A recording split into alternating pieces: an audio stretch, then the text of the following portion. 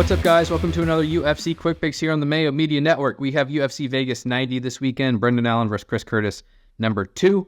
13 fights on the slate. It is our final week before UFC 300, so a little bit of a throw-in card here, but should still be fun. A lot of action up for grabs on DraftKings as well. I'm here to give you my favorite cash game play, tournament play, salary play, and a matchup I like from this week. And let's just dive into it with my cash game play of the week. I'm going toward the top of the board here with Melissa Mullins at 9.3K.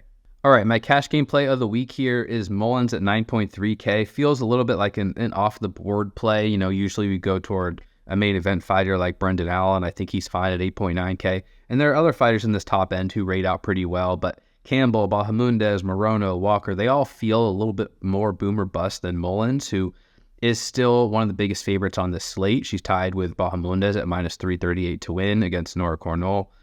She's also more of a grappling-based fighter, so I think her floor is higher than the majority of other options in this range, and her ceiling is still legitimate given that wrestling upside.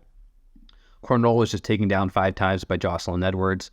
That's really poor. Mullins is an IBJJF no-gi world champion, so she has a grappling pedigree. Not saying she's been dominant in MMA with it, but Cornell looks pretty poor on the ground, and that's one of the main reasons why Mullins is favored this heavily. She's only plus 225 to win inside the distance, but even in decision, that comes from grappling. I think Mullins can score relatively well. She feels safe. I like her style of fighting. And 9.3K, it's expensive, but you can afford it on this slate. I think she's a good cash game option.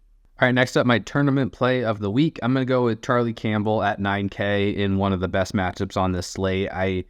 I'm not sure if he's going to be chalky. The thing is, because the odds are moving toward Trevor Peek in this matchup, where Campbell was minus 220 earlier in the week. He's now down to minus 180, and he's priced right next to Bahamundes, who's minus 338, and priced right next to Brendan Allen in the main event. So I'm not certain that Campbell is going to be chalky this week, even though it's projecting to be probably the best fight on this slate. Minus 400 to end inside the distance.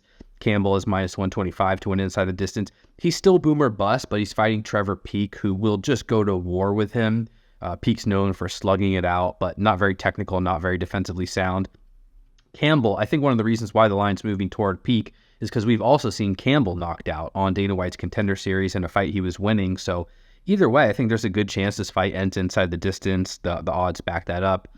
Campbell's definitely more technical, though. He's a better boxer. He's a faster boxer, sharper boxer. And Peek gets hit and hurt. So Campbell is going to have early success most likely. If that translates into a finish, then he's going to contend for the optimal lineup. If not, then perhaps he busts. But I love the pacing of this fight. I love the defensive vulnerability on both sides, but specifically on the Peek side.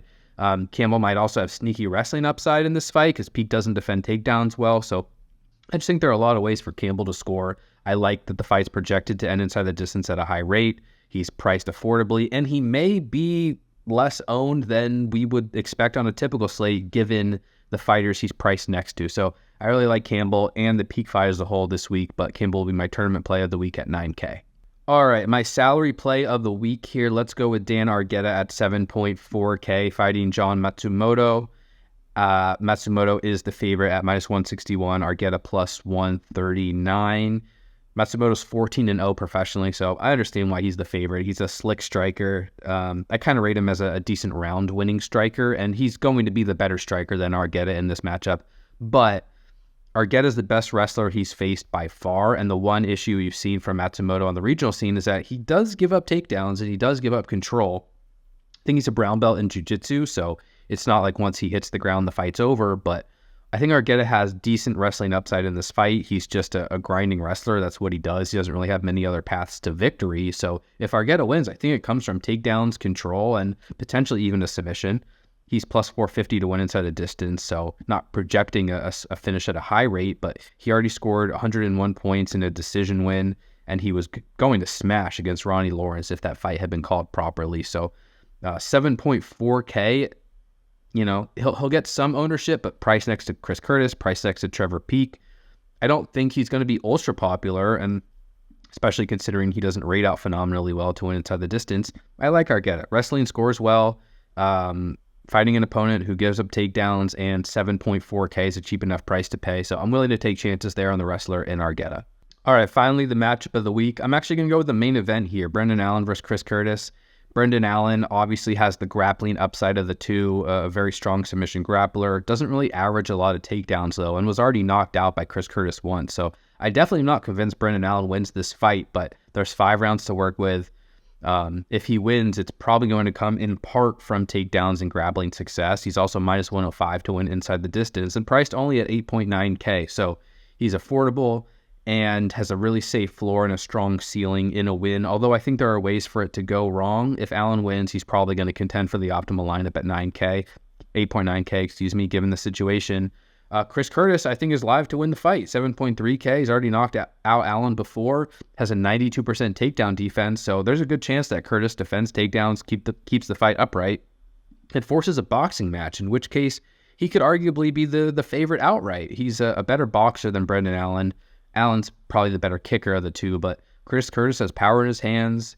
Brendan Allen doesn't have the greatest durability in the world, and 7.3K with 5 rounds of striking, that got Manuel Fiorot on the optimal lineup last week. I think it could potentially put Chris Curtis on the optimal lineup in a win this week, and we already know he has knockout upside at plus, I think, 235, if I remember correctly, plus 285 to win inside the distance. It's fine. It's not the best line in the world, but I definitely think it's viable. Good price to pay. Either way, the winner projects pretty well. So I like the main event, the 5 rounds to work with, and the somewhat binary nature of the matchup. All right, guys, that's it for this week's UFC Quick Picks. Thank you so much for the support. You can follow me on Twitter, Appley, TTPP, EstablishTheRun.com for all the MMA premium content. Huge week next week for UFC 300. Stay tuned for that. But in the meantime, good luck. Stay safe. We'll talk to y'all soon. Peace.